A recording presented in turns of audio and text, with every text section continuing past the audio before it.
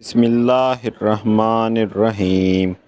وہ شخص جو مجلس کے آخر میں بیٹھ جائے اور وہ شخص جو درمیان میں جہاں جگہ دیکھے بیٹھ جائے، بشرط ہے کہ دوسروں کو تکلیف نہ ہو۔ صحیح بخاری حدیث نمبر 66۔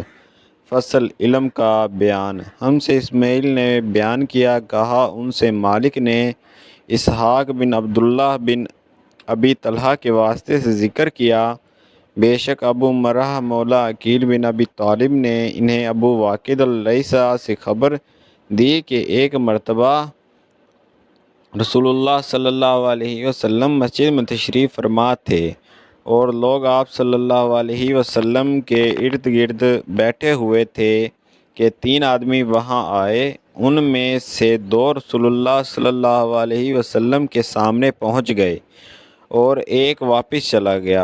راوی کہتے ہیں کہ پھر وہ دونوں رسول اللہ صلی اللہ علیہ وسلم کے سامنے کھڑے ہو گئے۔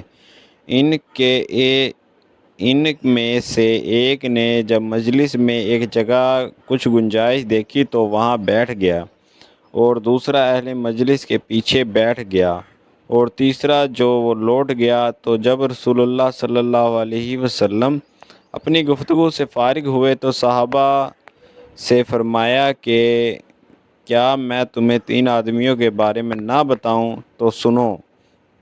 ان میں سے ایک نے اللہ سے پناہ چاہی، اللہ نے اسے پناہ دی، اور دوسرے کو شرم آئی تو اللہ بھی اس سے شرمایا کہ اسے بھی بخش دیا، اور تیسرے شخص نے منہ موڑا تو اللہ نے بھی اس سے منہ موڑ لیا۔